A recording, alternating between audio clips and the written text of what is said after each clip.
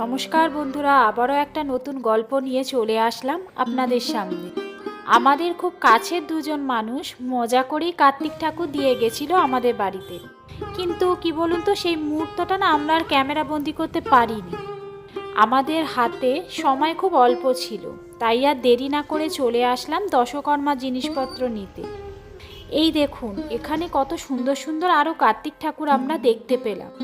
এদিকে কিন্তু কাকু সমস্ত ফর্দ মিলিয়ে পুজোর সামগ্রী খুব সুন্দর করে আমার হাতে দিয়ে দিল।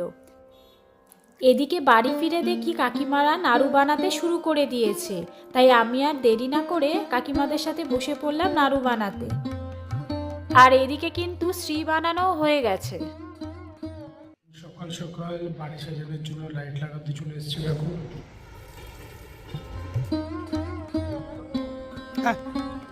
বাড়িতে কার্তিক পূজার আয়োজন চলছে খুব জোর কদমে। আজ আমরা সন্ধ্যেবেলা বেরোবো ঠাকুরের থালা, গ্লাস, বাটি এবং ঘর সাজানোর আরও কিছু জিনিস কেনার জন্য।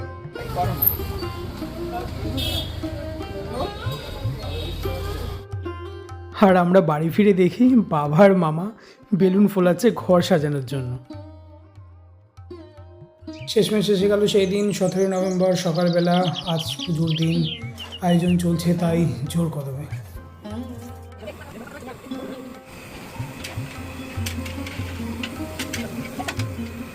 বাড়িতে পুজো মানেই আলো ঝলমলে পরিবেশ, সাথে ধূপধুনোর গন্ধ, যার অনুভূতি সম্পূর্ণ আলাদা।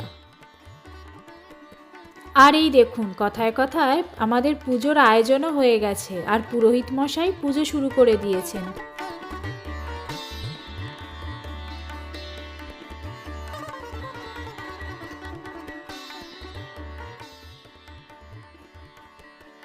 এরপর অঞ্জলি দিয়ে দুজনে একসাথে 14 প্রদীপ জ্বালালাম।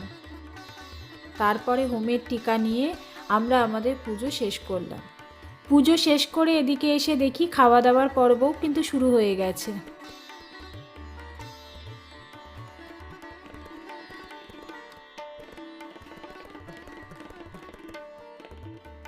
আর এরই মাঝে চললো আমাদের ফটো সেশন। এরপর অনেকটাই রাত হয়ে গিয়েছিল, তাই আমরা বাকি সকলে একসাথে বসে পড়লাম খাওয়া দাওয়া করতে। এই দিকের টেবিলে বাবা, মা আর কাকিমারা বসেছে, আর ওই দিকের টেবিলে শঙ্খ আর বাকি ভাইয়েরা বসেছে। আর এদিকে বড় মামা আমার, তৃষার এবং নিজের প্লেট সাজিয়ে নিচ্ছে একসাথে বসে খাওয়ার জন্য। কথায় কথায় তো বলাই হয়নি যে সেদিনের মেনু কী ছিল। আচ্ছা, সেদিনের মেনু ছিল ফ্রায়েড রাইস, বেগুনি, আলুর দম, ফুলকপি আলুর তরকারি, চাটনি, পাঁপড় এবং শেষ পাতে ছিল রসগোল্লা। খুব অল্প সময়ের মধ্যেই আমরা আমাদের সাধ্যমতো পুজোর আয়োজন করেছিলাম ভক্তি ভরে। আর সেই গল্প নিয়েই ছিল আমাদের আজকের ভিডিও। আশা করি সকলের ভালো লেগেছে।